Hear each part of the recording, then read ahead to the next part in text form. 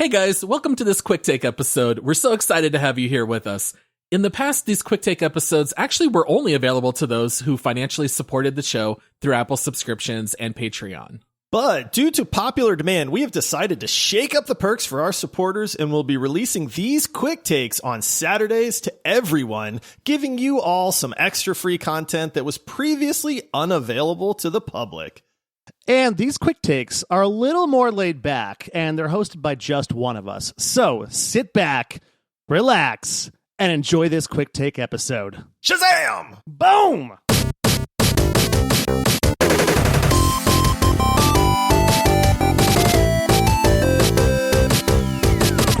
Hey guys, it's Paul here with a quick take.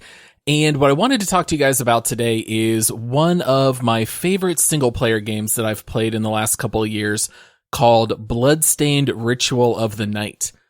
Now, there's a game that this is kind of the spiritual successor to, which is Castlevania Symphony of the Night. And for me, that was actually my all-time favorite 2D game, which came out back in the day on PlayStation. And the guy who was the producer of the Castlevania series, he ended up leaving Konami, and years later on Kickstarter, a bunch of people wanted to help crowdfund a successor to the Castlevania games. And so the crowd actually ended up raising over $5 million to bring about another game that was very similar. So Castlevania Symphony of the Night is like an old school Metroidvania game. You're basically working your way through a castle, and as you discover new rooms, they get added to your map, and it's actually a very large map that you have to discover. And basically it's got a lot of RPG elements where you've got some gear and you have weapons. The weapons are all vastly different. So you might have like a dagger that has short range, but you can attack quickly, or you might have like a two-handed sword, or even go with a mace and a shield, whatever you want to use. And so Castlevania was one of my favorite games as a teenager. It came out back in 1997. And then Bloodstained Ritual of the Night is basically just a modern take on exactly the same kind of game. It came out in June of 2019, and it has very good ratings on Steam. Right now, it's actually at 95%, so it's overwhelmingly positive. I think if you liked any Metroidvania games back in the day, this is one that you would absolutely love. So the Steam description reads, exploration-focused, side-scroller action RPG, Bloodstained Ritual of the Night is brought by Koji Igarashi. Play as Miriam, an orphan scarred by an alchemist's curse that slowly crystallizes her body. Battle through a demon-infested castle and defeat its master to save yourself and all humanity. So, the game's very interesting. It's really neat that as you work your way through the map, you encounter hundreds of different kinds of enemies that all have different mechanics. And so it's really exciting to go into new areas and have to learn how the monsters operate. And the game is also packed with boss fights. So, maybe every hour or two of play, you're running into a new boss and you get to tinker and experiment with your different weapons, your different abilities and items, and see what's going to work in fighting those bosses. And it's also loaded with secret rooms, hidden bosses that you can unlock, a lot of side content that you can also consume in the game.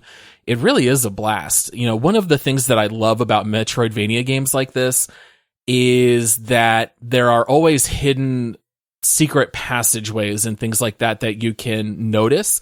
So maybe you'll see like a cracked wall, and maybe if you attack it, it'll actually open up, and then you can go inside there and maybe find some hidden loot, or maybe unlock a new ability or something like that. So the game is incredibly fun, even though it is a platformer.